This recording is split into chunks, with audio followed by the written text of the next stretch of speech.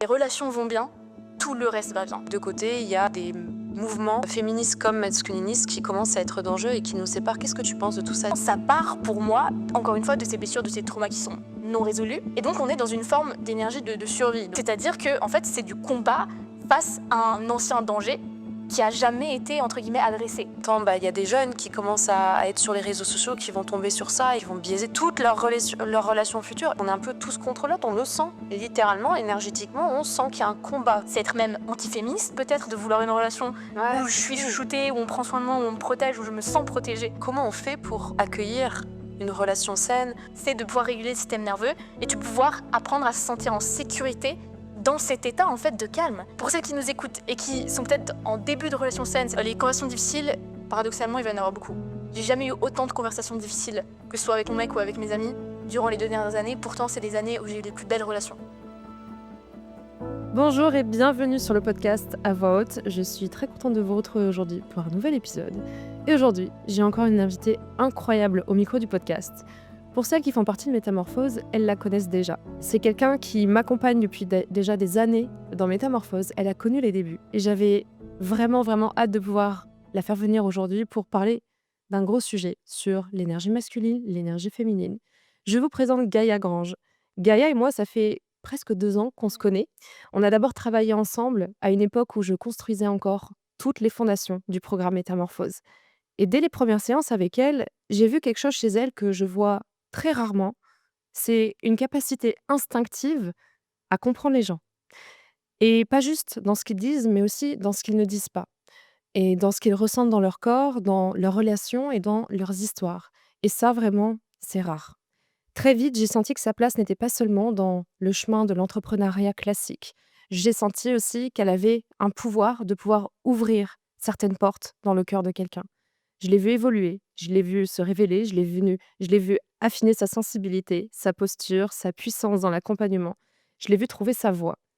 Et je savais que le jour où je serais prête à déléguer une partie de métamorphose, qui est d'ailleurs la partie la plus difficile à transmettre, qui est celle du coaching, ce serait elle. Et ce jour-là est arrivé, beaucoup plus vite que prévu d'ailleurs. Le programme affichait complet depuis des mois. Je ne pouvais plus accueillir de femmes parce que forcément, je ne pouvais pas faire plus et beaucoup de personnes attendaient derrière.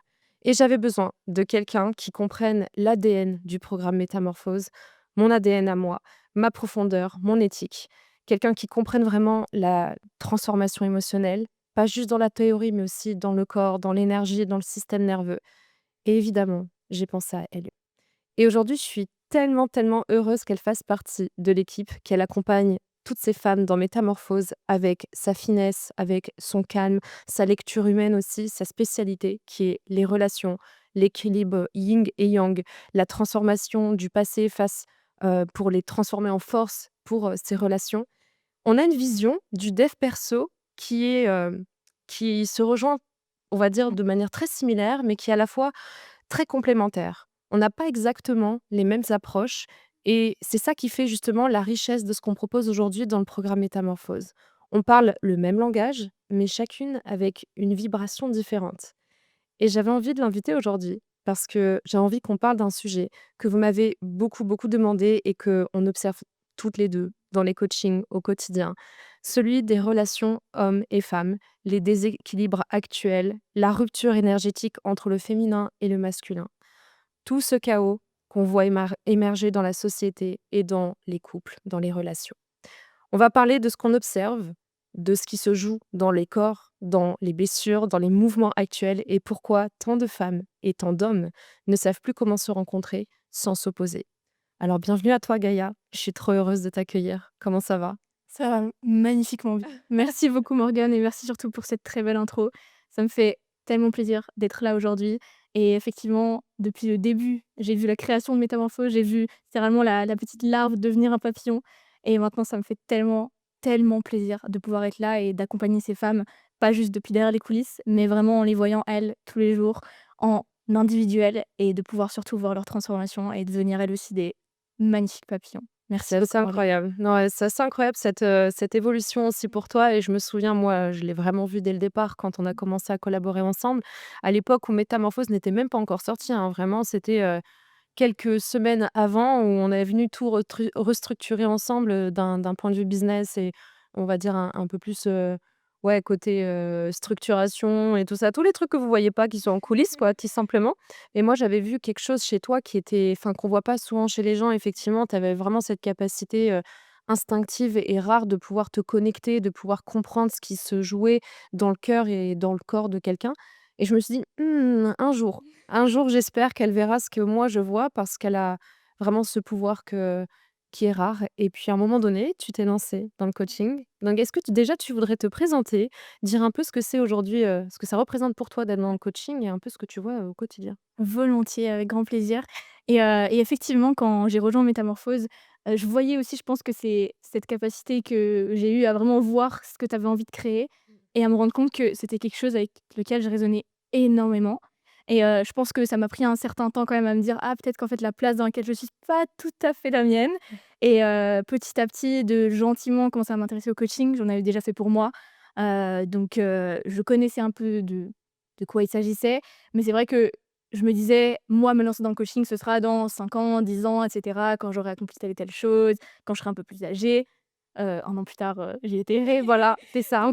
Donc voilà, donc je me suis formée, en PNL, en hypnose. Maintenant, je me forme en somatic experiencing et pour moi, c'est ultra important, en fait, de prendre en compte les dimensions et de l'esprit et du corps et je pense que c'est là où on se rejoint beaucoup et je me rappelle qu'à l'époque où j'écrivais des emails pour toi, j'adorais les écrire parce que du coup, j'avais l'impression de pouvoir, partager un petit peu de ce que, moi-même, ce qui était important pour moi, en fait, de pouvoir, partager, et du coup, vraiment, aujourd'hui, pour moi, le coaching, c'est une manière de montrer, en fait, aux femmes, prédominamment aux femmes, parce que c'est, on va dire, le type de personnes que j'accompagne le plus, mais que c'est possible de passer de relations catastrophiques et d'avoir l'impression que, tout ton passé, tout ce que tu as vécu, c'est un poids et moi, je le voyais vraiment comme ça. D'ailleurs, je me rappelle d'un projet d'art, parce que j'ai fait des études en art de base, où j'avais construit une figurine, enfin une sculpture.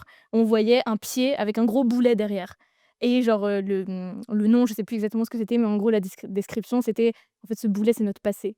C'est tout ce qu'on a vécu et cetera qui nous empêche d'avancer» et c'était vraiment ma vision en réalité et quand j'ai découvert que c'était possible de changer ça, je me suis dit: «Je peux pas rester seule avec ce savoir» entre guillemets, mais du moins avec cette découverte, il faut que je la partage. Genre je peux pas faire autrement et encore aujourd'hui, c'est vraiment ce truc de: «Je peux pas faire autre chose».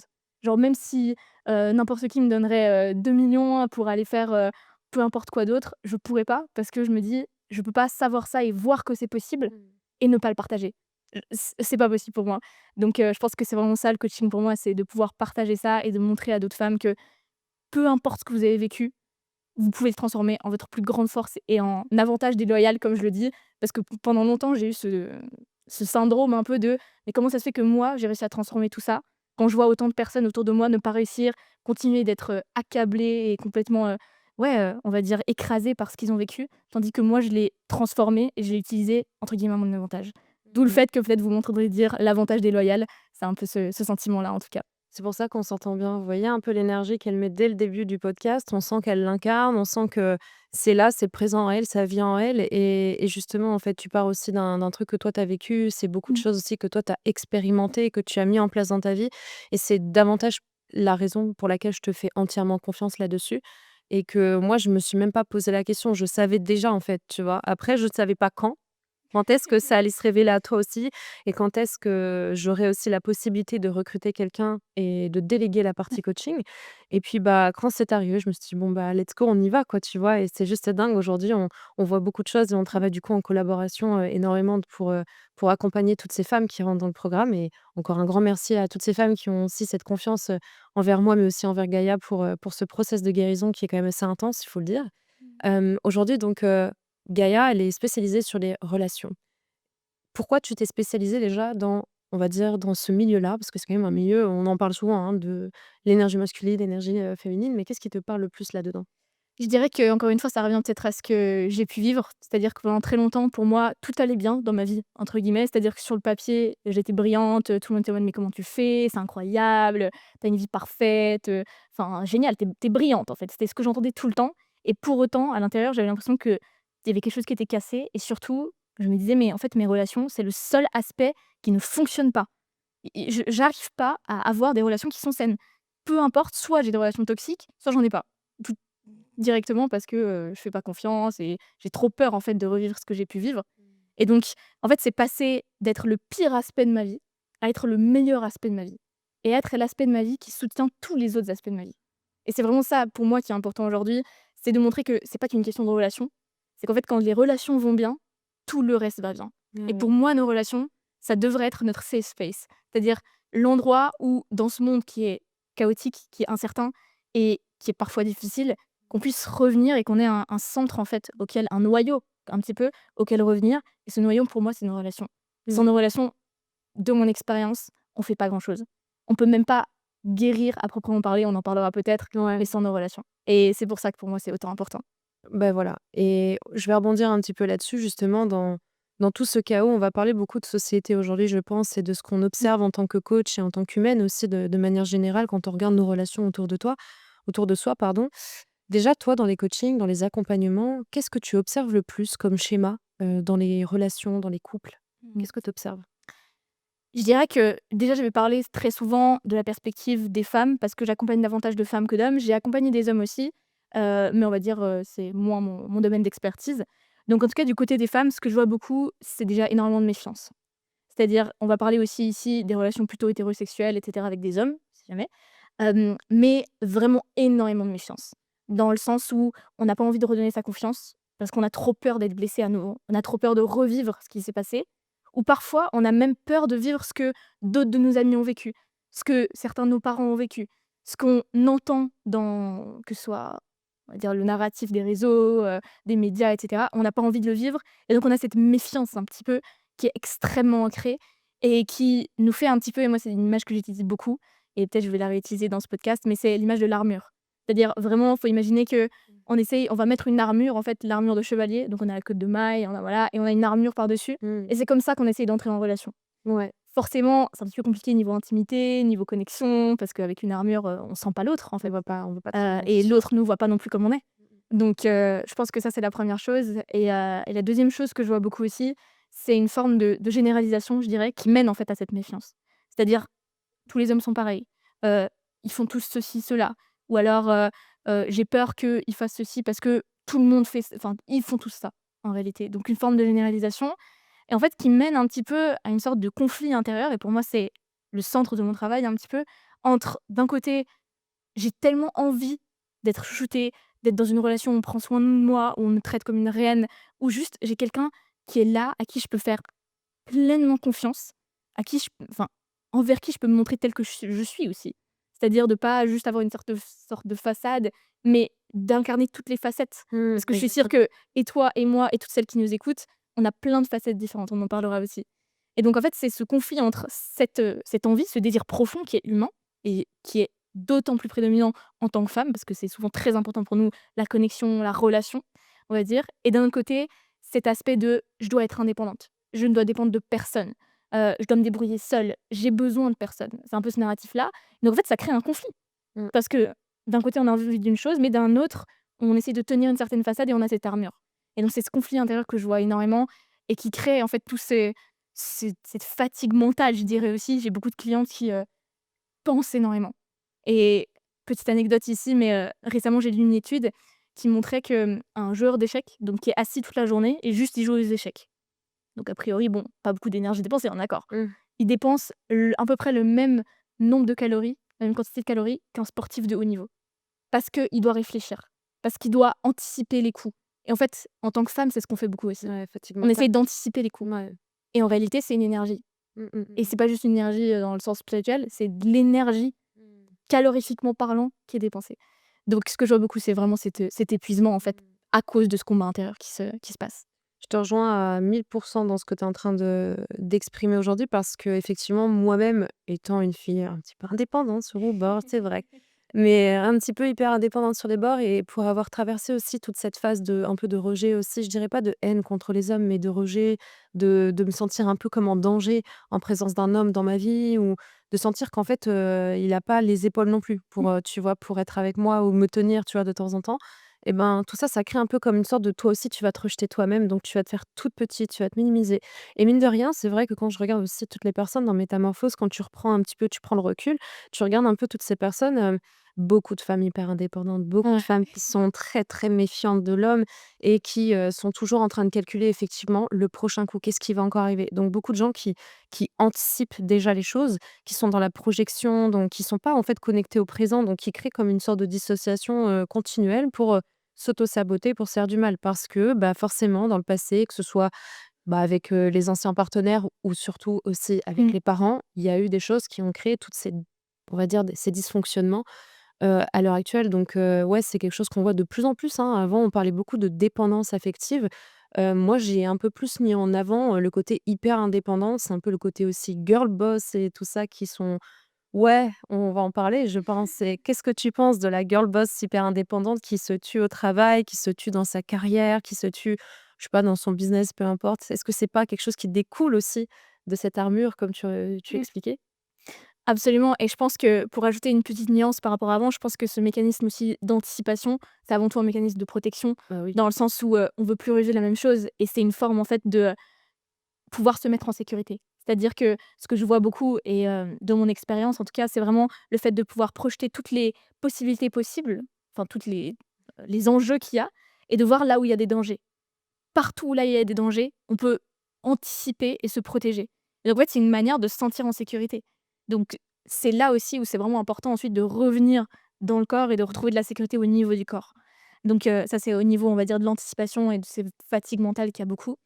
Et autrement, par rapport justement à tout ce narratif de la girl boss, je pense que d'un côté, il y a une réalité dans laquelle où forcément, quand on veut être indépendante, quand on a envie de construire un projet, il y a de l'énergie qui est demandée derrière et donc forcément, à un moment donné, on est obligé de donner de soi. On ne peut pas être tout le temps dans un équilibre parfait, je pense que ça n'existe pas. Du moins, de mon expérience jusqu'à maintenant, c'est compliqué. Donc je pense qu'il y a cet aspect-là et ensuite il y a l'autre aspect qui est, on va dire, qui a une origine plus traumatique. Parce que pour moi, ce qui différencie une indépendance saine, on va dire, ou une façon par exemple, je travaille énormément, honnêtement. Mmh. Et encore, avant-hier, j'avais une discussion avec mon copain où il me disait: «Non mais là, faut que tu ralentisses, faut que tu prennes quelques jours off».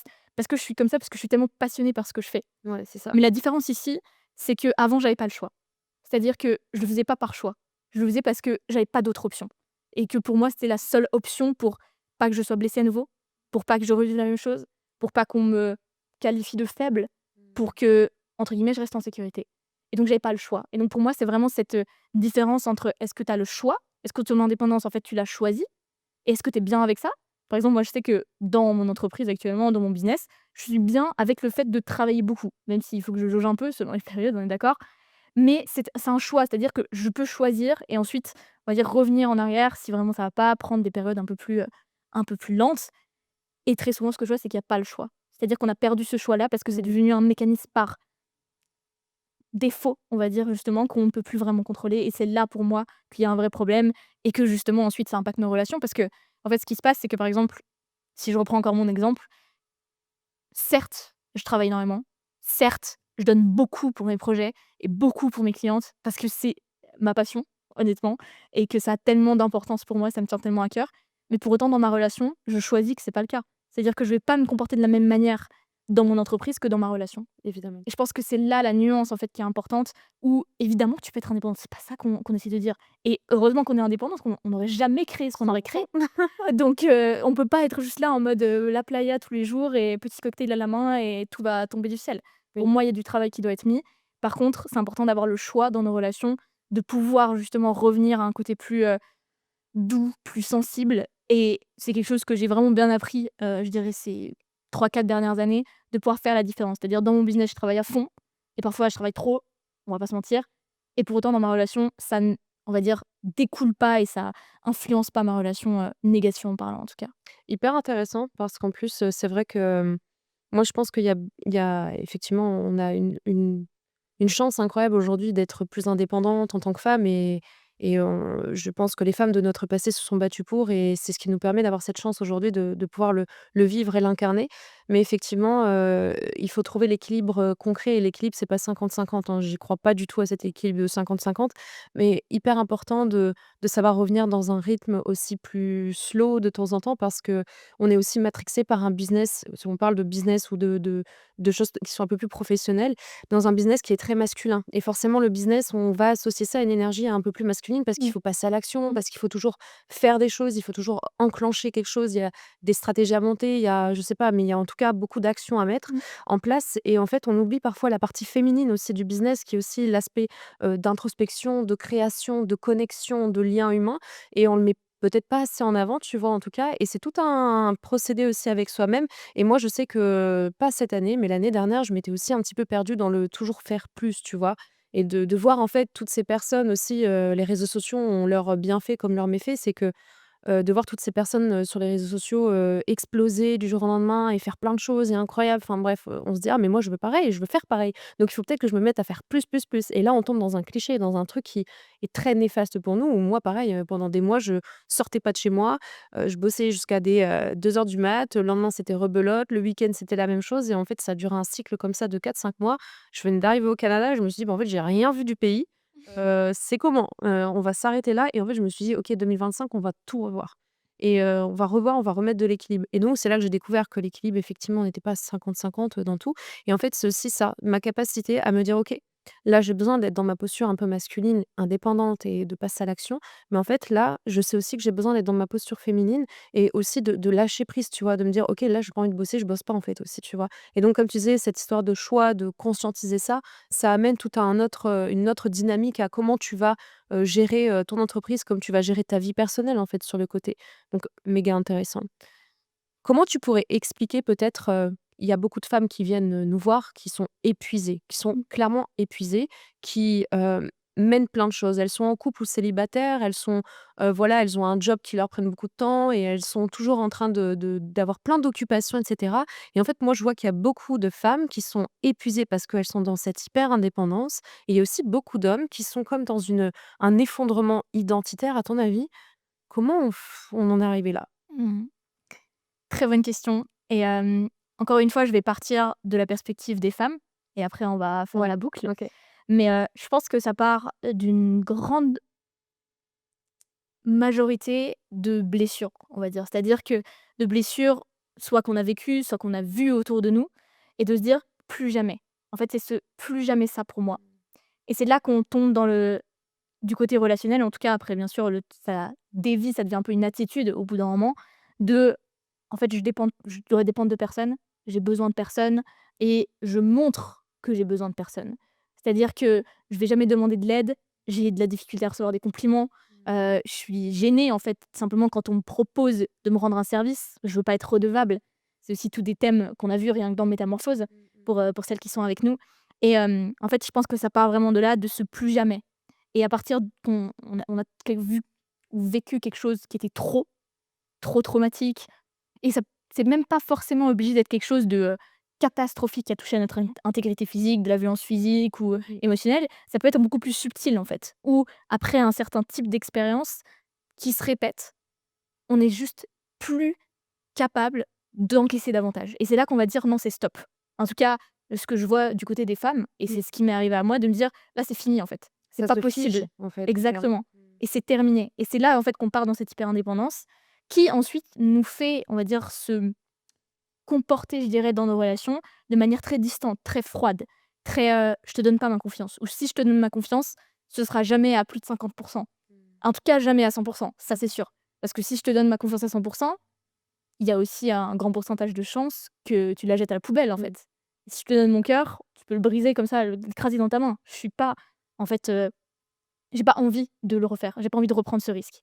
Donc c'est là qu'on va se fermer justement et ne pas accepter l'aide, comme j'ai dit, tous ces éléments qui font que, en fait, les hommes qui nous entourent et là, peut-être qu'on a l'impression que je parle beaucoup de relations romantiques, mais en réalité, gardez en tête pour ce podcast aussi que je parle de toutes nos relations avec les hommes. C'est-à-dire, bien sûr, nos relations romantiques, c'est là où il y a le plus de choses qui vont ressortir, parce que c'est là où il y a le plus de proximité, mais aussi nos relations amicales, familiales, professionnelles même et je dirais même nos relations en fait un peu de tous les jours avec le postier, le banquier et cetera. On va avoir tellement cette attitude de méfiance, on est tout le temps en fait sur nos gardes et c'est épuisant parce que c'est toute la journée du coup. On va au Mmh. supermarché, on va à la poste, on est tout le temps, en mode, à tout moment, il peut se passer quelque chose de mal. Donc on est dans cette méfiance qui fait que ensuite les hommes autour de nous, à force de nous proposer que ce soit de l'aide ou, des compliments et cetera et de voir qu'ils sont rejetés totalement, bah, au bout d'un moment, ils arrêtent de proposer. Au bout d'un moment, c'est en fait, ça se coupe de l'autre côté aussi et c'est là où on voit que tout d'un coup, il y a une distance qui se met de plus en plus parce que du coup ça le fait que de l'autre côté des hommes, je dirais, je généralise encore une fois, mais il y a aussi quelque chose qui se coupe où au bout d'un moment, si on donne et que c'est pas accepté ou c'est rejeté carrément, ou c'est même retourné à son encontre, on arrête et donc c'est là où il y a de plus en plus un fossé qui se crée et justement où on trouve cette hyper indépendance extrême chez les femmes, en tout cas dans les relations. C'est-à-dire où même quand on est en relation, que ce soit romantique, amicale, familiale, peu importe, on se sent seul. On se sent seul à tout gérer, à tout porter, on se sent seul avec nos émotions que parfois on comprend même pas et c'est aussi un gros travail qu'on fait dans Métamorphose, de comprendre en fait ce qui se passe, mais aussi de pouvoir l'intégrer, parce que comprendre c'est génial. Je pense que beaucoup qui nous écoutent ont compris beaucoup de Ouais, choses, ouais, ouais. mais encore faut-il l'intégrer et justement dans cette posture de: «Je suis toute seule même quand je suis en relation» et c'est vraiment ça qui se passe et qui crée du coup un écart parce que l'autre personne qui est en relation, qui est avec nous, forcément elle aussi se sent un petit peu, comme rejetée et c'est ça qui crée, cette distance. Waouh! C'est hyper intéressant parce que là, du coup, on touche un peu au mouvement qui commence à émerger de plus en plus et je pense que les réseaux sociaux, les médias, ils sont pour beaucoup, mais en plus avec tout ce qui se passe, toute cette violence dans le monde, dans la société, il y a des mouvements masculinistes, mais aussi féministes, il faut le dire, qui émergent et qui, on va dire, prônent une guerre, on va dire un comme un rejet de l'autre et qui est en train de prendre des proportions très dangereuses, hein. Je pense que là, dernièrement, on a vu des contenus passer qui nous ont fait froid dans le dos. On va pas citer de nom parce qu'on fera pas de publicité pour ces personnes, mais des 2 côtés. On va pas essayer de mettre, l'un dans l'autre camp ou je ne sais quoi. Des 2 côtés, il y a des mouvements, féministes comme masculinistes qui commencent à être dangereux et qui nous séparent. Qu'est-ce que tu penses de tout ça? Est-ce que tu penses que ça a un impact aussi sur, sur nos relations et sur notre vision, en fait, de l'homme ou de la femme? Mais bien sûr, on peut pas le nier parce que c'est aussi tout un narratif qui est partagé en masse, en fait, c'est ça, Mmh.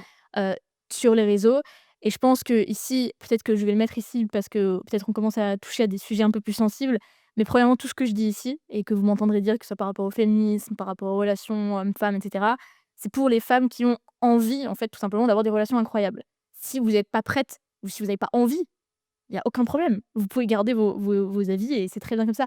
Mais dans le sens, là, j'essaie de parler aux femmes qui ont envie d'être shootées, d'être choyées, d'être traitées comme des reines et qui en ont juste marre, au bout d'un moment, de continuellement tomber soit dans des relations où elles doivent encore tout gérer seules, où elles ont l'impression de devoir éduquer leur mec, à la limite, Mmh. ou alors, De le à sauver. l'inverse, d'être, dans une forme de dépendance et donc justement, je pense que ici, c'est important de garder en tête qu'il y a de la nuance partout. Mmh. En fait, je pense que c'est ça qu'on a perdu, c'est cette capacité à mettre de la nuance et je pense que c'est pas tombé de nulle part, encore une fois, cette, perte de capacité à mettre de la nuance.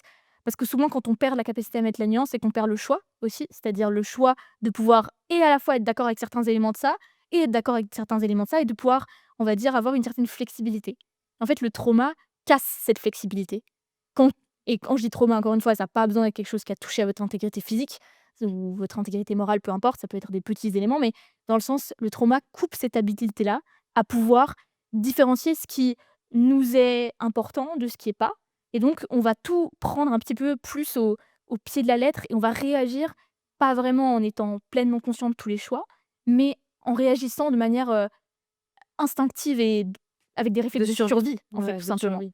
Et donc pour revenir, en fait, à ce qui a un peu créé ces mouvements, selon moi, selon mon expérience et qui maintenant dégradent énormément nos relations, c'est que justement, ça part pour moi, encore une fois, de ces blessures, de ces traumas qui sont non résolus et donc on est dans une forme d'énergie de survie. Donc si on fait un petit récap par rapport à ça, donc on a, on va dire, notre état stable, on est calme, on est en connexion avec les autres, on se sent en sécurité. Donc on est dans un système nerveux parasympathique, ventral et ensuite, voilà, il y a tout d'un coup, un danger quelque part, on sent un danger. On va passer au système sympathique, donc combat et fuite et si vraiment on se rend compte qu'on ne peut pas ni combattre ni fuir le danger qui nous est imposé, on va passer à troisième étape, entre guillemets, qui est le figement et à ce moment-là où justement on dissocie, on ressent plus rien, on a entre guillemets vraiment on va se coincer dans une boîte, on n'a plus d'énergie quasiment. Donc c'est là où on voit pas mal de dépression, et cetera et de cette dissociation-là et donc en fait, ce qu'on voit beaucoup, c'est que ces mouvements, féministes extrêmes et masculinistes aussi extrêmes, ils sont dans une forme de combat permanent, en fait et donc C'est quand dingue. on comprend, en fait, comment le système nerveux fonctionne face à un traumatisme, on comprend qu'en fait, ces mouvements collectifs sont des réactions traumatiques pour moi. Mmh, mmh mh. C'est-à-dire que en fait, c'est du combat face à un ancien danger qui a jamais été entre guillemets «adressé».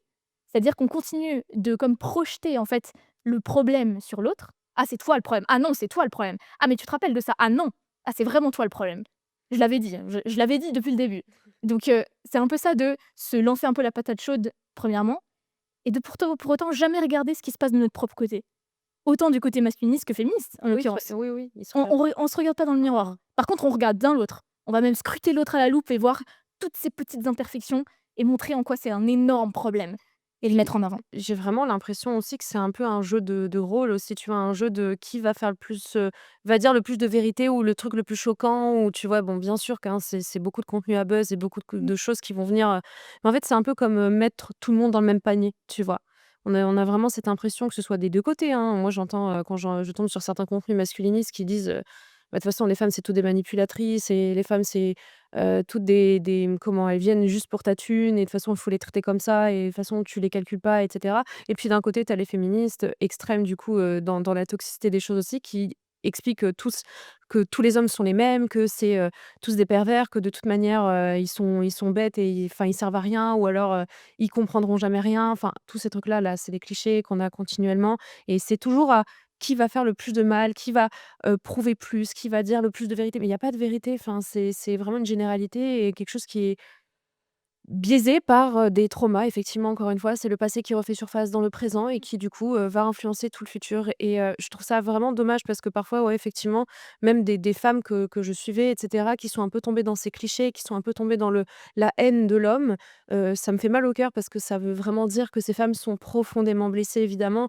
et j'ai plus de pitié, hein, j'ai plus de pitié et même pour les hommes qui sont dans la haine des femmes, j'ai aussi beaucoup de pitié et du dégoût aussi parfois, de la peur. Parfois, j'ai peur parce que je pense que bien évidemment, en tant que femme, quand on est contre un homme, on aura toujours plus peur que l'homme a f peur d'une femme, tu vois? Je pense que c'est aussi, question de survie aussi et moi, quand j'entends des propos, qui sont très violents et tout ça, je me dis: «Mais dans quoi on s'embarque là-dedans?» parce qu'on entend, bah, il y a des jeunes qui commencent à être sur les réseaux sociaux, qui vont tomber sur ça et qui commencent à se mettre en tête tout ça et qui vont biaiser toutes leurs relations futures et on le voit, on le sent dans le collectif que, ça commence à monter au crâne de tout le monde et franchement, même moi, à un moment donné, avec, des personnes de mon entourage qui commençaient à être matrixées par ce genre de contenu en disant: «Bah, de toute façon, les mecs, ils fonctionnent comme ça et nous, on est comme ça, donc ils doivent être dans l'énergie masculine et nous, on doit être dans le féminin» et j'étais en mode: «Mais non, ça ne fonctionne pas comme ça!» genre, c'est faut arrêter avec ces conneries-là. Enfin, on est là, il y a une histoire de polarité, oui, mais ça veut pas dire qu'on est contre l'énergie féminine et l'énergie masculine. Elles sont pas faites pour être contre, elles sont faites aussi pour s'assembler, pour se rééquilibrer ensemble et j'ai vraiment cette sensation parfois ouais, de voir que qu'on est en fait tout le temps dans le rejet de tout. Autant on est dans le rejet du féminin comme du masculin avec soi-même, tu vois? C'est vraiment, globalement ce qu'on voit, quoi. Absolument et je rajouterais même qu'en fait, ce qu'on remarque des 2 côtés, autant du côté, féministe extrême que du côté masculiniste, c'est qu'on utilise à peu près les mêmes constructions de phrases. «C'est tout ceci», Voilà. «Il faut nin et en fait, je vous invite à un petit peu écouter peut-être même, comment ces discours ils sont construits, parce que c'est là qu'on se rend compte que même dans la construction des phrases, en fait, c'est la même chose. Simplement après on change juste homme et femme, puis on change juste les adjectifs. En gros, c'est un peu ça. Mais donc on se rend compte qu'en fait, il y a une sorte d'extrême justement où il y a plus aucune nuance. Et ce manque de nuance, pour moi, ça a une origine, traumatique, que ce soit collective ou individuelle. Et pour moi, on va dire les traumatismes individuels, après nourrissent les traumatismes collectifs qui, en plus, sont nourris par tous les narratifs qu'on entend sur les médias et qui, du coup, nourrissent encore plus ces 2 extrêmes, ces 2 polarités, sans jamais qu'aucune des 2 extrêmes, on va dire, se regarde elle-même dans le miroir et se dise: «Mais en fait, qu'est-ce qui se passe? Genre, pourquoi est-ce que de base je suis dans ce combat-là? Pourquoi? Qu'est-ce qui m'a amené là?» Et pour moi, c'est là la question importante à se poser, c'est: pourquoi est-ce qu'on combat? Pas, oui, parce que les hommes, ils sont comme ceci, que ça. Non, mais pourquoi de base? À la base, avant tout ça. Mmh. De comme descendre les niveaux un petit peu. «Ah pour ça? OK, mais pourquoi pour ça? Ah pour ça? OK, mais du coup, qu'est-ce qu'il y a là-dessous?» Et d'aller en fait à chaque niveau, on se rend compte qu'à la base, c'est justement une question en général de blessure Mmh. ou plus jamais. plus jamais. C'est un peu des 2 côtés, autant des hommes que des femmes.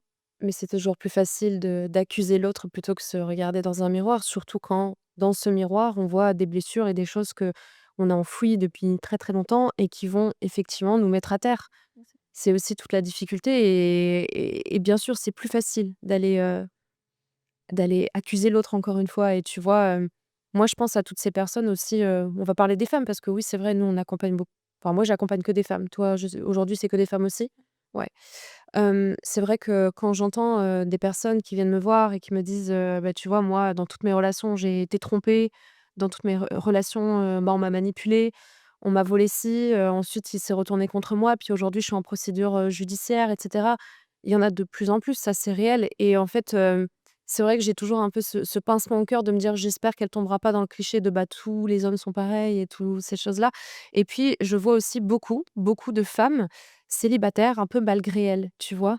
Parce que je pense que tous ces discours un peu anti-hommes, anti-femmes, on est un peu dans ce truc de, bah, du coup, on a trop peur, enfin, on a trop peur de se remettre en couple ou de se réouvrir parce qu'on est un peu tous contre l'autre. On le sent, littéralement, énergétiquement, on sent qu'il y a un combat, tu vois?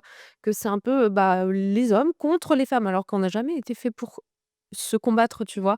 Et je pense qu'il y a beaucoup de femmes qui sont un peu célibataires malgré elles. Je sais pas ce que tu en penses, mais Effectivement et c'est peut-être, un peu une pilule qui est difficile à avaler, mmh. mais encore une fois, ça revient à cet aspect de pour moi, quand j'entends justement, des femmes ou des hommes, hein, j'accompagne plus de femmes, donc forcément j'entends plus de femmes, mais quand je regarde dans mes commentaires, en réalité, je vois tout. Mais on va dire qui justement, ont ce genre de discours, ils sont tous comme ceci, il faut ceci, cela, attention, c'est bien possible que si lui, il se comporte comme ceci, c'est un red flag et que du coup, ben, ouais, bref, voilà, autre conversation encore. Mais pour moi, ça en dit beaucoup plus sur la personne qui le dit que sur, «l'accusé» entre guillemets. Et c'est là pour moi où c'est important de, encore une fois, voir: «OK, mais qu'est-ce que j'ai envie?» Et si j'ai envie d'avoir des relations incroyables, si j'ai envie d'avoir justement ce noyau safe space qui me permet de continuer à vivre dans un monde qui est incertain et de pour autant avoir une base qui est tellement solide, autant en incluant ma relation romantique, mais aussi mes relations, amicales, familiales et cetera, d'avoir quelque chose de solide. Si j'ai envie de ça, alors ça vaut la peine de me regarder dans le miroir. Et pour moi, c'est là où, même si c'est dur à entre guillemets, entendre que peut-être c'est ce genre de discours et cette guerre un petit peu, les hommes ceci, les femmes cela, font que du coup on est célibataire. Ça amène surtout la question de: «OK, mais qu'est-ce que je veux? Est-ce que, en fait, je suis bien en étant célibataire et que c'est un choix?» Encore une fois, si c'est un choix, très bien. Par exemple, toi, c'est un choix. Mmh. Si c'est un choix, génial et si c'est pas un choix, mais que c'est par défaut, OK, là, peut-être que c'est intéressant de se pencher dessus et d'aller voir, en fait, qu'est-ce qui s'est passé de mon côté qui a fait que tout d'un coup, bah, en fait, j'ai la haine des hommes et encore une fois, je me retrouve beaucoup là-dedans parce que pendant longtemps, c'était mon cas. D'ailleurs, pour l'anecdote, mon roman préféré dans cette période-là, c'était un roman qui, en fait, décrivait une utopie. Donc, l'utopie, c'était un monde où les hommes étaient bannis et les hommes étaient utilisés juste pour des questions de reproduction. Bon, c'était vraiment un délire, mais c'était mon roman préféré, juste pour vous dire.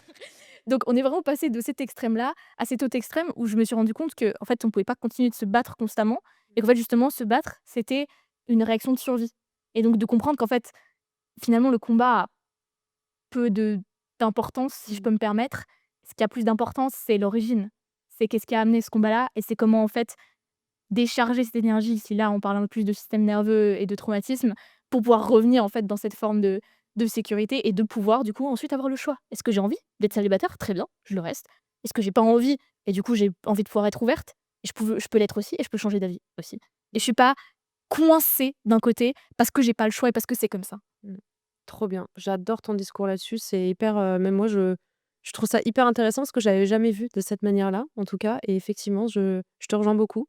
D'ailleurs, j'ai une autre question parce que moi je vois aussi beaucoup de femmes être un peu dans ce discours de anti-homme et les hommes ci et les hommes ça et cetera. Même dans mon entourage amical et cetera, mais qui en fait, quand tu regardes sur le papier, elles peuvent pas trop se défaire des hommes. C'est-à-dire qu'il y a toujours une petite bouée de secours, où il y a toujours quelqu'un dans les parages, où il y a toujours une validation, Mmh.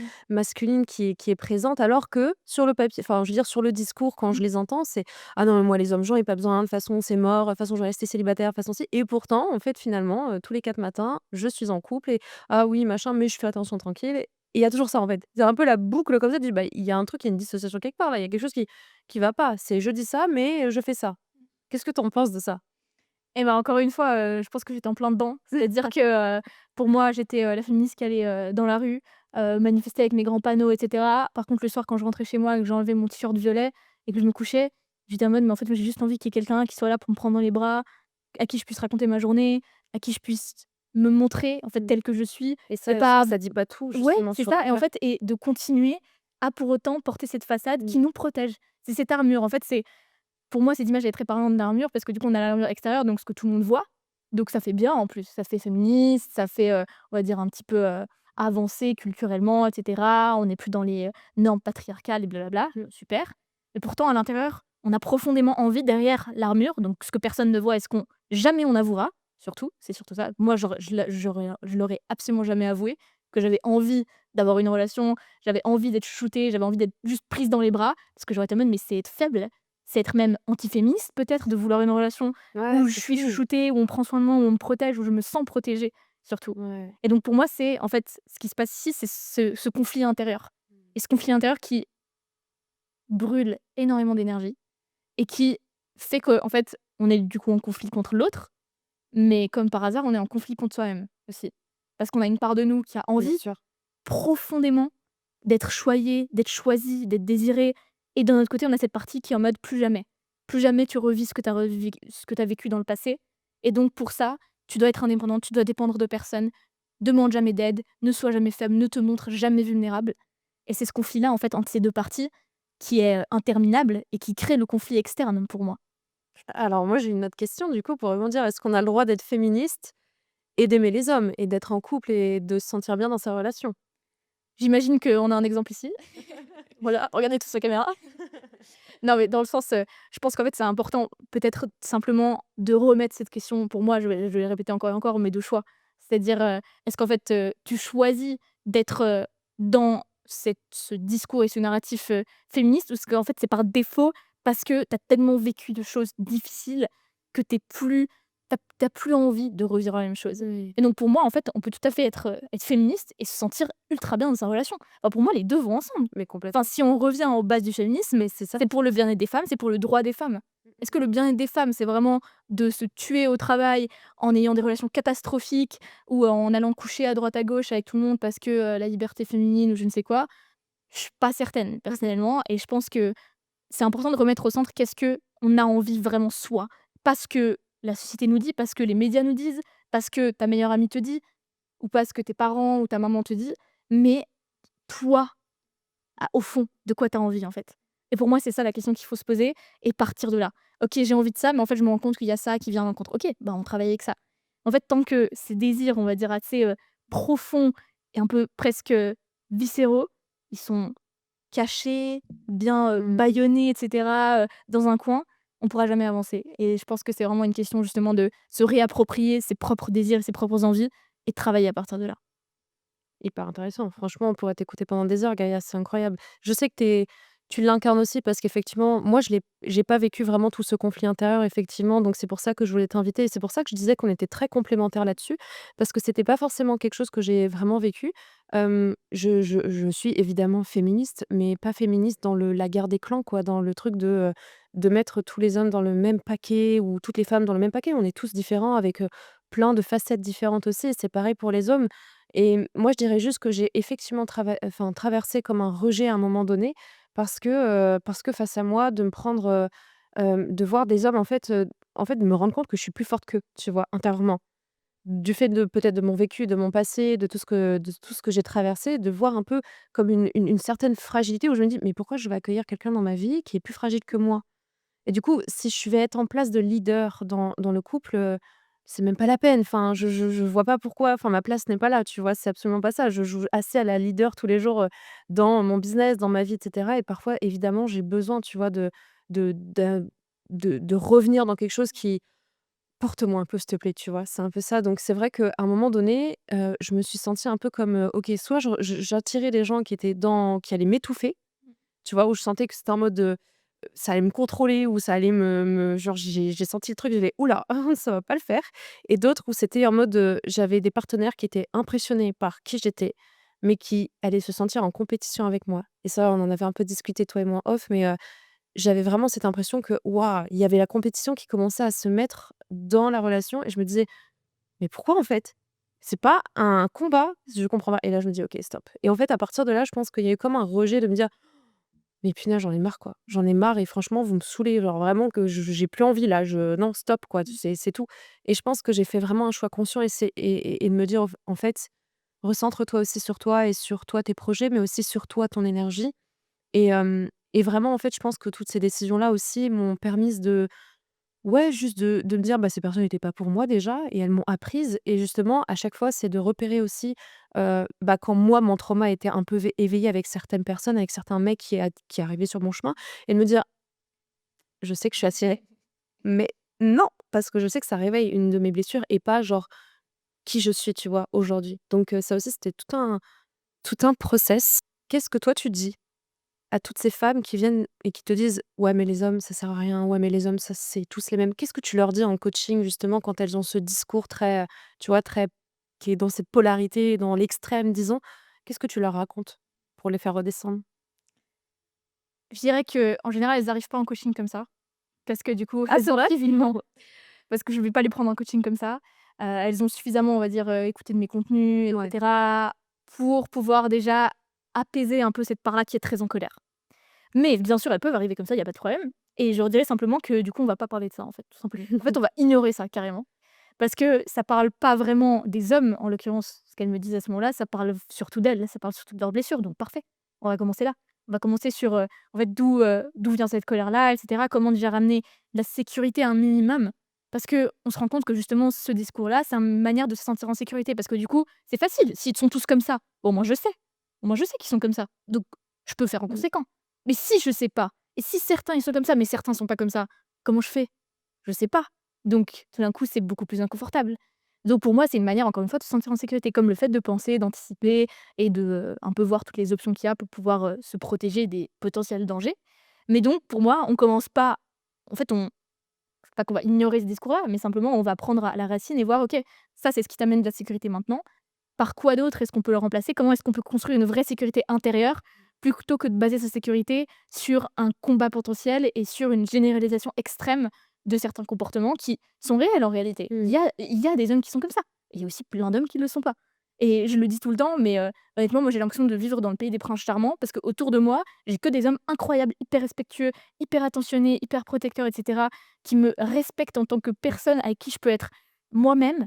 Et j'ai été tellement étonnée que, en fait, le moment où j'ai commencé à changer ma perspective, parce que j'étais aussi comme ça, tous les hommes sont ceci, tous les hommes sont cela, à reposter toutes les publications féministes extrêmes sur mes comptes, et cetera. Et pourtant, quand j'ai rien que commencé à envisager une possibilité différente, c'est-à-dire envisager que peut-être rien que 5 à 10% n'étaient pas comme ça, j'ai commencé à le voir autour de moi. Et pour moi, c'est vraiment aussi, ça c'est des biais cognitifs. J'allais te dire. C'est-à-dire, quand on est convaincu de quelque chose, on va le voir partout. C'est l'exemple, on va dire, de quand on achète une voiture rouge, Ouais. on voit des voitures rouges partout. Donc voilà, c'est vraiment ce système d'activation réticulaire qui fonctionne dans notre cerveau et qui fait qu'on va filtrer, en fait, tous les comportements qu'on voit et retenir que ceux qui correspondent à nos propres croyances qui existent déjà. Et donc quand on commence, en fait, à rien qu'envisager une possibilité différente, donc on remarque qu'autour de nous, il y a déjà des hommes incroyables. Mais Et vraiment. moi, c'est ce qui s'est passé pour moi. Mmh mh.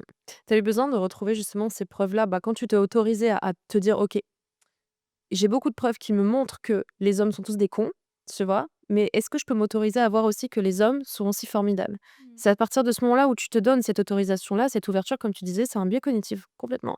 Que à partir de là, tu vas voir autour de toi: «Ah, bah, en fait, finalement, ça remet en question quelque chose», tu vois? Je Mmh. pense que c'est fabuleux et cette remise en question, en fait, la plupart le font pas parce qu'en fait, c'est un peu comme, un acte de faiblesse, finalement, de revenir en arrière, de se dire: «Ah, j'ai le droit de douter de ça, j'ai vraiment le droit de dire que c alors que j'ai toujours pensé ça, machin». C'est vraiment dur en vrai, hein Ouais. et moi, c'est pareil autour de moi, j'ai des supers exemples, enfin, j'ai quand je regarde mes amis, du coup, les hommes, mais ils sont incroyables. C'est vraiment on est portés et même Merci nos amis hommes. ah ouais, franchement, heureusement que vous relevez la pente quand même, ça c'est clair sur certaines choses parce que sinon je ne sais pas comment j'aurais fait au vu de mes relations catastrophiques, en amour. Parce que d'un point de vue amical, mais Dieu merci, ils sont géniaux et justement, ils m'ont aidé à relever aussi tous mes standards à un moment donné dans ma vie. Mais c'est ça aussi, c'est aussi de s'autoriser à les voir et à les accueillir et ça on va en parler justement parce que autant, quand on est bloqué, en fait, dans cette idée de, tous les hommes sont pareils, tous les hommes sont des cons, on s'autorise pas du tout à accueillir aussi non plus une personne saine dans sa vie. Mmh.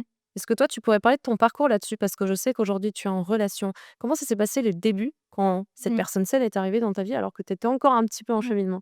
J'étais même encore, très en cheminement pour le dire et c'est pour ça que je dis il y a pas besoin d'être 100 guéri pour, arriver en relation. Je pense que si on a la volonté de faire en sorte que ça aille, on peut, même si ça va demander du travail, ça va demander franchement beaucoup d'efforts parce que, c'est très dur en fait d'être confronté. Ça réveille en fait beaucoup de choses très vite. Quand en fait il y a encore des parts de nous qui sont pas guéries et qu'on est en relation, il y a tout qui remonte très, très vite à la surface et donc il faut avoir cette certaine capacité à choper ce qui remonte et à se dire: «OK, ça c'est quoi? C'est pas vraiment à propos de lui, ça c'est à propos de moi en fait». Ou alors: «Ah ouais non, ça c'est vraiment à propos de lui, c'est quelque chose qu'il faut qu'on parle» et cetera. Bon, donc pour revenir on va dire à mon parcours, en fait ce qui s'est passé c'est que j'avais des relations catastrophiques, et surtout cette croyance à la fois de: «Je dois être indépendante», de l'autre côté personne ne peut m'aimer parce que je suis trop ceci, trop cela, je suis trop compliquée, j'ai un passé trop lourd et d'ailleurs c'était, l'argument numéro un que j'avais, Moi aussi, pour mon c'est quelque copain chose de: «De toute façon tu comprendras pas ce que j'ai vécu ouais, et voilà, comme tu comprendras pas ce que j'ai vécu, on peut pas être ensemble». ouais. Et bon évidemment ça s'est passé mais dans le sens où, en fait j'étais à un stade où j'avais fait un gros travail sur moi. C'est-à-dire que je me sentais beaucoup mieux vis-à-vis de moi-même, je me sentais beaucoup mieux vis-à-vis de mes relations amicales. Mes relations romantiques, c'était pas possible encore. Parce que la proximité était trop grande et j'avais encore trop peur en fait d'être blessée, de revivre ce que j'avais pu vivre. C'était juste pas possible pour moi et en plus les hommes, moi c'était vraiment la catastrophe donc voilà, j'étais pas prête. Petit à petit, j'ai commencé à m'ouvrir, j'ai commencé à aller, en fait, à la salle de sport et je me suis dit, «La salle de sport, c'est vraiment l'endroit où il y a que des chiens». C'est-à-dire, vraiment, je vais arriver, je vais me faire mal Tu sais regarder. que je me suis pas inscrite à cause de ça. Ouais, J'étais dans un autre truc du coup plus féminin, mais ouais. non, mais vraiment et donc j'étais vraiment comme ça. Toutes mes copines m'ont prévenue: «Attention, fais gaffe, mets des gros jogging», et cetera. Bon, je suis arrivée, c'était tout sauf ça. C'est-à-dire que j'ai rencontré des hommes absolument incroyables qui étaient hyper, soutenants, hyper attentifs et pas attentifs en mode, j'attends quelque chose en retour, mais attentifs simplement: «Est-ce que tu as besoin de quelque chose? Est-ce que, juste tu te sens bien, tu te sens à l'aise?» et cetera. Même les coachs de la salle que je pensais être un peu, voilà, un peu spéciaux, mais en fait pas du tout et hyper soutenants. C'est là que j'ai commencé à me dire: «Mais attends, je suis tombée dans la salle des princes charmants ou enfin qu'est-ce qui se passe? Je comprends pas, genre, ça correspond pas à ma vision». Ouais, Et vraiment. donc en fait, c'est même pas que je me suis autorisée à voir qu'ils étaient pas tous comme ça, c'est que d'un coup, j'avais une preuve devant moi. Malgré moi, j'étais obligée de le voir et je me suis dit: «Mais attends, comment ça se fait? Genre, je comprends pas». En Et fait, donc je me suis dit: «Bon, allez, regardons un peu plus loin, on verra bien qu'au plus loin de la salle, c'est pas le cas, c'est quand même tous des cons et cetera». En fait, je cherchais plutôt à confirmer ma croyance. Parce que du coup, quand j'ai essayé de regarder simplement avec la possibilité que ça puisse ne pas être le cas, c'est-à-dire que ça puisse ne pas tous être des cons, du coup, je me suis dit: «Oh waouh! Ah non merde, je me suis trompée». Et du coup, c'est à partir de là que ça a commencé et donc je me suis engagée dans une relation. C'était pas avec, mon copain actuel, je me suis engagée dans une relation. J'avais commencé à vraiment, aussi apprendre sur l'énergie yin-yang dont on parlera peut-être après et cetera et je commençais à me sentir tellement bien dans mon féminin et lui était davantage dans son masculin et cetera. Je me sentais mais tellement bien, j'étais en mode: «C'est la relation». Genre là, maintenant que j'ai fait tout ce travail, genre, parfait, tu vois? C'est pas après, 8 mois de relation, je me fais ghoster. Et là, je me dis: «Waouh!» putain, genre comment c'est ghosting. possible? Genre, j'ai fait tout ce travail, c'est vraiment que c'est j'ai l'impression que c'était l'univers qui venait me tester en mode: «Ah, est-ce que vraiment c'est pas tous des cons? Tu es sûre? Ah! Tu es sûre que tu veux pas reprendre ta croyance d'avant?» Et j'étais en mode: «Non, non». Donc j'ai juste simplement fait une liste de standards. Je me suis dit: «Ça, c'est ce que je suis prête Que j'ai dans nos téléphones aussi. à avoir, tout simplement. Si ça ne correspond pas, c'est bye». Genre, je suis plus prête à juste me relancer dans quelque chose, et s'ouvrir à nouveau. 30 jours plus tard, je suis en date avec mon copain actuel. Mais donc en me disant: «Bah, je vais pas me mettre en relation de toute façon». Sauf que très vite, je me rends compte, il correspond à tous mes critères. Je suis en mode: «Merde, merde, j'ai plus d'excuses». Genre: «Ah mince, qu'est-ce que je fais? Il a réussi à correspondre à toute ma liste, genre comment ça se fait?» Et donc là s'engage, au total, je pense 3 mois de négociations, c'était clairement ça, où, lui il me disait: «Bah, moi je reste. Toi tu fais ce que tu veux, moi je reste».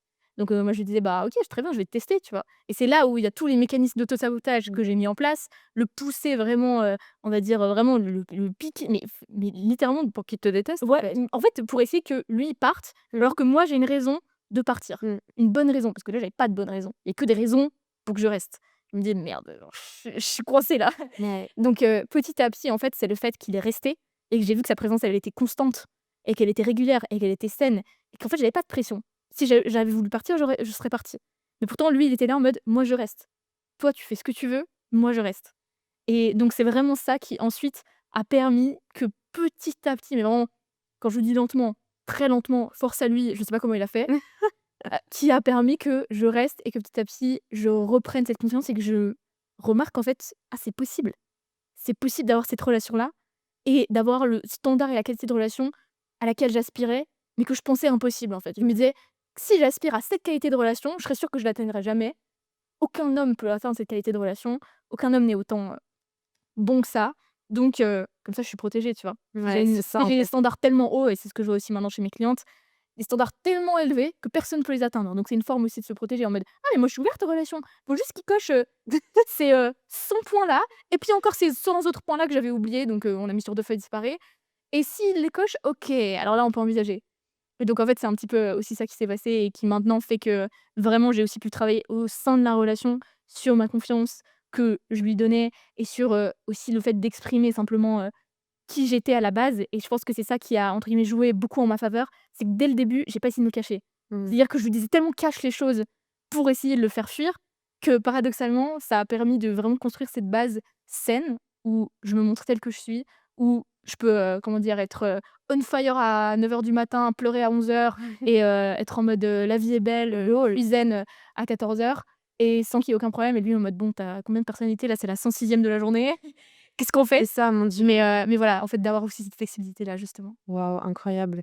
Marrant que tu parles aussi des facettes parce qu'effectivement, je pense que quand on entame un gros Mmh. travail sur soi, on se rend compte de nos facettes et qu'on a plein, plein, plein, plein, plein de facettes différentes. On pourrait croire qu'on est un peu schizophrène. Bon, je sais pas, peut-être, j'en sais rien. Mais en tout cas, il est clair qu'il y a plein de facettes de soi et dont certaines, forcément, on peut pas tout montrer au public, on peut pas tout montrer aux gens et il faut une grande sécurité, on va dire, dans une relation pour te permettre aussi, toi, de te montrer sous tes facettes les plus vulnérables et c'est tout l'enjeu, en fait, même, dans une relation aussi saine, c'est de chercher un peu cette sécurité autant pour l'un que pour l'autre et d'activer un peu toutes ces facettes sans crainte et au début, c'est toujours un petit peu, compliqué et en fait, je me rends compte aussi que, bah, finalement, quand on a connu que des relations qui ont été, très compliquées ou qui ont été toxiques certes, mais on a été toxique pour soi et pour l'autre. L'autre a été toxique pour, nous aussi. Enfin bref, on s'en fout, on n'est pas là pour accuser qui que ce soit. On a aussi sa propre responsabilité dans un couple.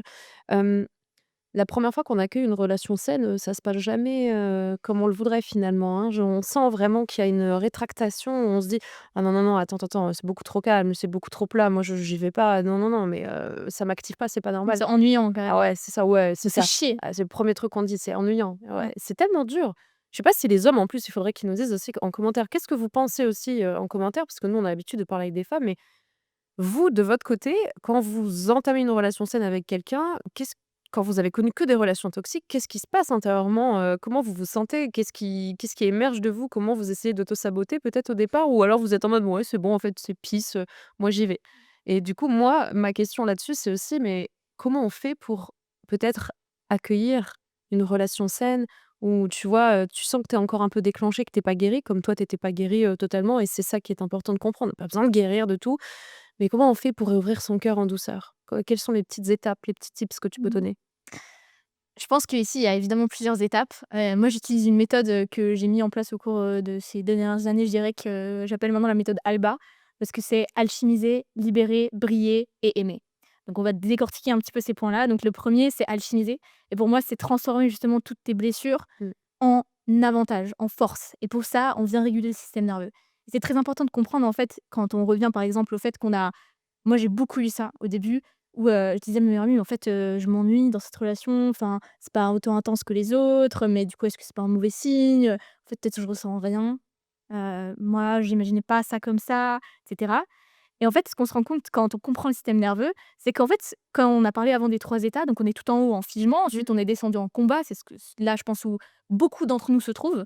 Beaucoup de femmes dans cette société se trouvent dans ce combat ou cette fuite et ensuite quand on descend en fait dans cet état parasympathique ventral de calme, de connexion, en fait, tout d'un coup, il y a plus l'intensité et la quantité d'énergie qui était produite quand on était dans cet état de fuite ou de lutte ou alors carrément dans le figement où là, il y a plus d'énergie parce que c'est à plat, quoi. Et donc en fait, quand on redescend tout en bas, on se dit: «Mais, il y a rien qui se passe en fait. Enfin, co c'est nul». Enfin, moi qui étais habituée en fait à cette énergie constante et en fait, c'est presque pour moi, je pense, une forme d'addiction hormonale parce qu'on a C'est des hormones de c'est stress qui sont cortisol. constamment Ouais, c'est activées. ça, c'est le cortisol qui monte d'un coup et ensuite tu vas par exemple, c'est comme, c'était Carl Jung qui en parlait de ça aussi, de cet effet de la dispute, et de la réconciliation. C'est que tu deviens accro à un schéma, c'est le schéma addictif même de l'alcool, des drogues, de tout ce qu'on veut, c'est Et des mouvements exactement ça. féministes et masculinistes. Voilà, 100. C'est qu'il y a tout ce truc de monter en cortisol, puis ensuite dopamine à fond et en fait, tu deviens accro à ça. Donc quand ça devient beaucoup plus, je veux pas dire linéaire, mais disons des vagues beaucoup moins, grandes, ouh là, comme tu as pas l'habitude, tu vas te dire: «Ah mais non, moi j'en veux pas de ça, c'est pas ça qu'il me faut». En fait, autosabotage à chaque fois. Exactement et c'est la même chose en fait, j'en sais rien, je suis pas fumeuse et j'ai jamais été fumeuse mais j'imagine que quelqu'un qui arrête de fumer, il est en mode: «Bah, c'est pas drôle, enfin moi je préférais quand je fumais, enfin j'avais des meilleures sensations et cetera» ou peu importe, enfin Ouais, c'est vrai. autres substances addictives, c'est les mêmes substances qui sont libérées, c'est ça qu'il faut comprendre. Quand on combat en fait et quand on fuit parce qu'on a besoin de cette énergie immense.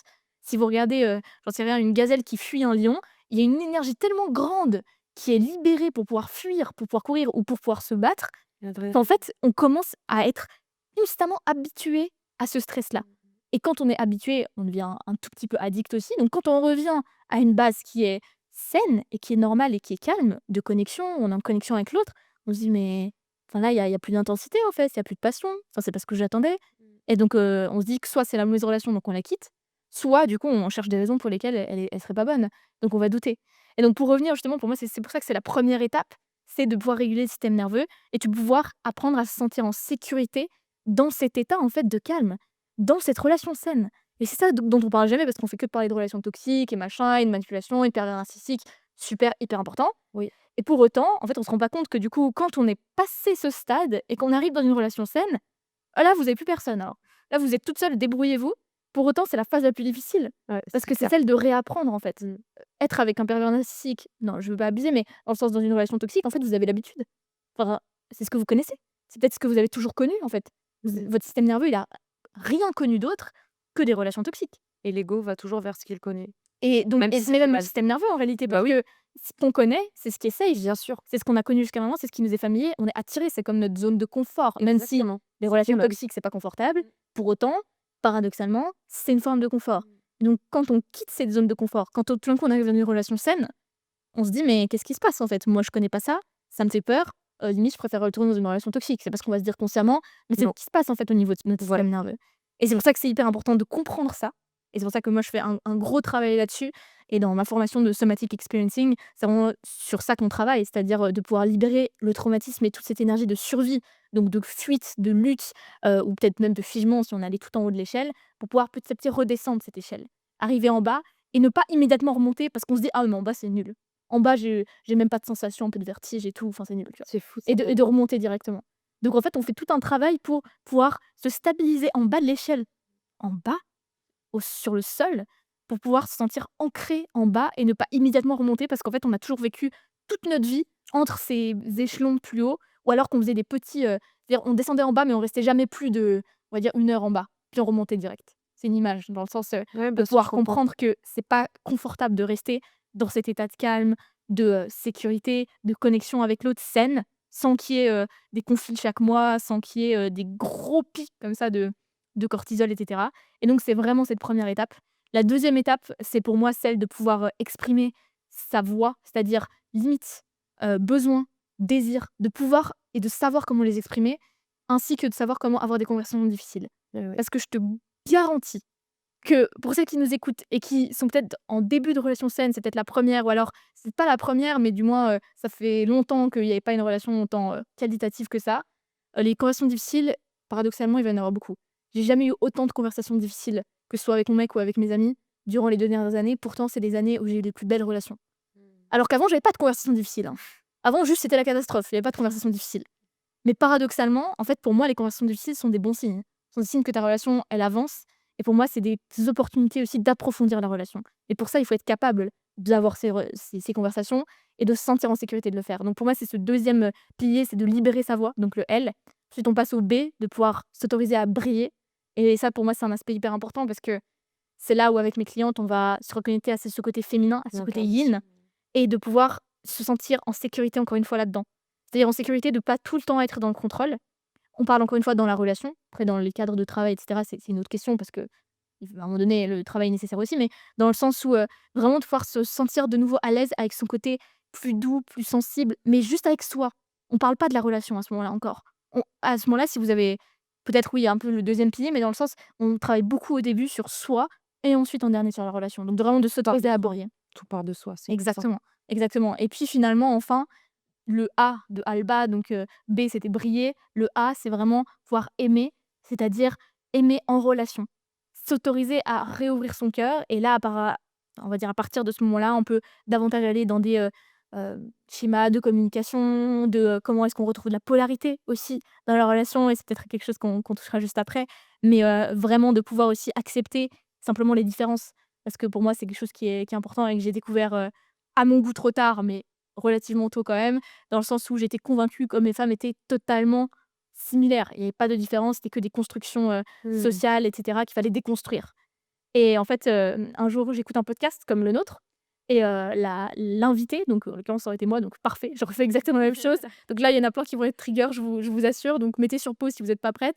Mais il y a des différences biologiques entre hommes et femmes, c'est non négociable. Bien Ça a sûr. été recherché en France et on va dire en francophonie, ces recherches, elles sont mises sous silence et elles sont pas, financées, en fait, tout simplement parce que c'est quelque chose d'un peu tabou. Tabou. Mais si on regarde toutes les recherches scientifiques et je les ai lues, donc autant vous dire que je les connais, ça a été recherché et il y a des différences rien qu'au niveau du cerveau parce que le cerveau est influencé par les hormones pendant sa construction. Donc encore dans le ventre. Donc ça veut dire qu'il y a des différences. Bien sûr qu'il y a aussi une construction, on va dire sociale et cetera, des différences, mais c'est important de comprendre ça et donc quand moi j'ai découvert ça, quand j'ai entendu ça dans un podcast, je me suis dit: «Mais bullshit, mais qui ose encore dire ça? On est en 2022, s'il vous plaît les gars, réveillez-vous». Donc j'ai été faire toutes les recherches possibles et imaginables pour essayer de prouver à l'hôte du podcast que c'était n'importe quoi, il fallait arrêter de dire des conneries comme ça. Enfin là, je faisais un peu ma rebelle comme d'habitude et donc sauf qu'en faisant mes recherches, j'ai découvert l'inverse. Je me suis dit: «Mais mince, ouais, j'ai essayé de prouver que ça existe pas. En fait, je suis en train de me rendre compte, j'ai les faits devant moi que ça existe» et donc de tout ces derniers, aspects, on va dire, de comprendre l'autre et du coup, quand on essaie de comprendre l'autre, on s'ouvre La naturellement compassion. à la relation parce que tout d'un coup, on se dit: «En fait, il y a des différences et il est pas pareil que moi». Donc forcément que des fois, il va pas me comprendre et moi, je vais pas le comprendre non plus et est-ce que ça veut dire qu'il y a un problème dans la relation? Il y a plein de fois où moi, je comprends pas mon mec, je suis en mode: «Mais quoi? Qu'est-ce que tu me dis?» Et est-ce que ça veut dire qu'il y a un problème ou qu'on n'est pas fait pour être ensemble ou qu'on n'est pas compatible? Non. Non, c'est juste qu'on peut apprendre, en fait, à utiliser ces différences et c'est ça qui est important pour moi comme une richesse. Parce que encore une fois, je l'entends tout le temps en mode: «Il y a pas de différence, il faut arrêter, on est égaux». On peut être égaux et avoir des différences pour moi et surtout on peut utiliser ces différences à notre avantage. Je pense qu'avantage, on va le retrouver beaucoup dans ce podcast, mais de vraiment l'utiliser comme une richesse et c'est ça pour moi qui est hyper important donc de pouvoir premièrement alchimiser ces blessures, les transformer en force, en avantage, en régulant son système nerveux. Deuxièmement, de pouvoir s'exprimer, apprendre à libérer sa voix, donc apprendre à poser des limites, à exprimer ses désirs, à avoir des conversations difficiles. Troisièmement, de pouvoir briller, s'autoriser à briller, donc dans sa féminité, je parle plus de ça ici. Donc de se reconnecter avec son cycle aussi de femme, de comprendre qu'on a un cycle et je sais pas si tu as déjà eu une interview là-dessus, mais je sais que dans Métamorphose, on en parle beaucoup et on a des modules spécifiquement là-dessus, sur le cycle. Donc important aussi et finalement pour pouvoir, quand on a fait ces 3 étapes qui ont grandement trait à soi-même, de pouvoir s'ouvrir à la relation et de comprendre les différences de communication et cetera et de pouvoir, simplement les accepter et les transformer en richesse. Vous comprenez pourquoi elle est coach dans Métamorphose? Voilà pourquoi, exactement, on est complémentaires là-dessus et elle incarne en fait ce qu'elle est en train de raconter, ce qu'elle est en train de vivre, en fait, elle le vit dans sa chair aussi et je pense que là, vraiment, ce que tu délivres, ça vaut de l'or. Réellement, ça vaut de l'or et ton expertise, mais aussi ton vécu là-dessus est super important et c'est beau de voir ça parce que finalement, tu t'es réconciliée avec quelque chose bah, en fait, qui est quand même une des choses les plus importantes de notre vie, nos relations, quoi, je veux dire. Cette énergie féminine, cette énergie masculine, on n'a jamais été en combat, on n'a jamais été, l'un contre l'autre, c'est l'un avec l'autre. On a besoin des 2 et en fait, tout ça, c'est pas vous êtes contre les hommes ou contre les femmes, c'est vous êtes contre votre propre polarité. Vous êtes contre votre propre énergie masculine ou votre propre énergie féminine et c'est là-dessus qu'on vient travailler en réalité. Comme tu disais, dans les coachings, quand il y a des personnes qui arrivent: «Ah mais ouais, mais les hommes, machin», en fait, on vient pas travailler sur l'extérieur, on vient travailler sur ce qui se Mmh. passe là, intérieurement et en fait, c'est à partir de là qu'on peut réouvrir des choses extérieures, qu'on peut venir «matérialiser» entre guillemets, mais sinon c'est tout est là dans le corps, tout est intérieur, dans chaque process, dans chaque situation et Gaïa le fait merveilleusement bien. Donc, un grand merci. Est-ce que tu aurais un dernier conseil avant de terminer cet épisode de podcast? Un dernier conseil à donner à une femme justement qui est un peu dans le schéma de l'hyper-indépendance, un peu toxique pour elle et qui est un peu dans le rejet des hommes, tu vois, qui se sent très mal à l'aise ou qui pense que tous les hommes sont toxiques. Qu'est-ce que tu lui Mmh. dirais? Premièrement, qu'elle a toutes les raisons de penser ça et que si elle pense ça, c'est que c'est légitime, premièrement. Ça veut pas dire que c'est utile à ses relations, mais du moins c'est légitime. Ça, c'est sûr, parce que ça a une vraie raison. Donc tout ce que je dis là, même si ça peut, un peu être un peu déclencheur et cetera, c'est pour vous dire que malgré toutes les conversations difficiles que j'ai eues, malgré tous les efforts que j'ai dû faire, pour autant, je me suis jamais sentie autant bien dans ma vie en général, parce que j'ai ce centre de relation. Même quand, mon entreprise, c'est compliqué, même quand, je vois des choses dans le monde qui me dégoûtent et qui me font perdre espoir et cetera, j'ai ce centre de relation qui fait que je peux traverser n'importe quoi et c'est important de se rappeler de ça parce que les recherches le montrent, les relations sont le facteur numéro un qui nous permet de dépasser et de surmonter des traumas que jamais on pourrait surmonter seul et c'est important de le comprendre parce que ça veut aussi dire que la guérison, elle se fait pas seule et qu'on peut faire un chemin seul, bien sûr et de son côté, mais je pense qu'il arrive un moment où on a besoin de l'autre. L'autre, ça peut être dans nos relations personnelles, mais si en fait on n'a pas de relations personnelles qui sont suffisamment saines ou suffisamment soutenantes pour nous permettre d'aller, on va dire, reprendre contact avec des choses qui sont difficiles pour pouvoir les travailler, pour ensuite, parce que attention, on va pas faire tout ce chemin juste pour rien. On fait tout ce chemin pour se sentir bien, Bien sûr. pour se sentir incroyablement juste épanoui dans sa vie et dans ses relations. Et donc je dirais que si certaines d'entre vous ont l'impression justement de peut-être avoir atteint ce stade de j'ai fait un certain chemin seul, en fait j'ai l'impression que je tourne en rond, ou par exemple, en l'occurrence, personnellement j'avais fait 4 ans de psychothérapie, au bout d'un moment, les questions je me les posais toute seule. Je faisais la psy et je faisais la patiente en même temps. Donc si vous êtes à ce stade-là, ou peut-être pas encore, mais du moins que vous avez lu les livres, écouté les podcasts de Morgane et des miens ou peu importe, et que vous avez l'impression que vous avancez plus vraiment, je pense que c'est là aussi que c'est important de se rappeler que la guérison, elle se fait pas seule Mmh. et que le facteur co-régulation, c'est-à-dire, d'avoir un autre système nerveux en face de soi qui est stable et qui est sain et qui nous permet en fait d'avoir une ressource suffisamment grande qui nous permet ensuite d'aller voir des choses qui sont peut-être plus difficiles, de les guérir pour ensuite avoir des relations incroyables. Faites-le et prenez en compte, je pense, la possibilité et je pense que Morgane vous dirait exactement la même chose, d'être accompagné et simplement d'être avec quelqu'un d'autre parce qu'ici on parle de relations personnelles, mais en fait, quand on n'a pas de relations personnelles qui vont suffisamment bien et qu'on a quand même envie de faire ce travail de guérison, c'est là que c'est important de pouvoir se tourner vers quelqu'un qui peut nous apporter cette aide-là et de pas penser pour autant que ça nous rend faibles. Waouh! Merci beaucoup Gaïa, mais quelle parole, enfin, c'est vraiment je suis restée comme ça tout le long du podcast, hein, face à toi, mais je pense qu'on aurait dû mettre un public face à nous, tu les aurais tous, complètement, subjugués parce que ouais, quel parcours et quelle, discussion incroyable qu'on a eue. Merci à toi d'être venu au podcast. Merci d'avoir fait la route depuis la Suisse pour venir à Paris tourner ce podcast. Donc c'est vraiment que tu avais vraiment envie d'être là, donc merci infiniment d'être venu. Et j'espère que ça t'a plu cette discussion et j'espère aussi que, bah, le travail dans Métamorphose, mais aussi, tu vois, tout l'impact que tu as, puisse aussi toi te nourrir tous les jours. Je pense que oui, parce que bon, Plus que ça.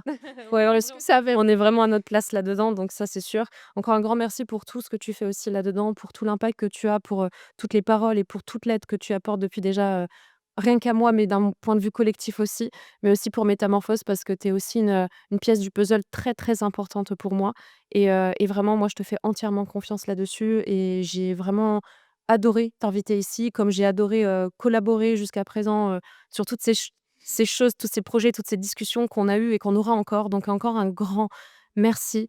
J'espère que ça vous a plu, vous, auditeurs, auditrices et ceux qui nous regardent sur YouTube. N'hésitez pas à aller suivre Gaïa sur les réseaux sociaux. Je mets tous ses contacts, tout ce qu'il faut dans la barre de description. Donc n'hésitez pas à aller la suivre et aussi à lui faire un retour parce que je pense que c'est aussi un sujet qui est un petit peu touchy, un petit peu tabou. Ça c'est clair. On va pas se le cacher, pardon. Donc n'hésitez pas à lui faire un petit retour si vous sentez que ça vous a un petit peu trigger, c'est qu'il y a quelque chose qui voulait sortir. Merci infiniment. Laissez une petite note aussi sur la plateforme sur laquelle vous l'écoutez pour soutenir le podcast. Et moi, en attendant, je vous retrouve la semaine prochaine sur le podcast About pour un nouvel épisode. Merci, bonne journée et ciao!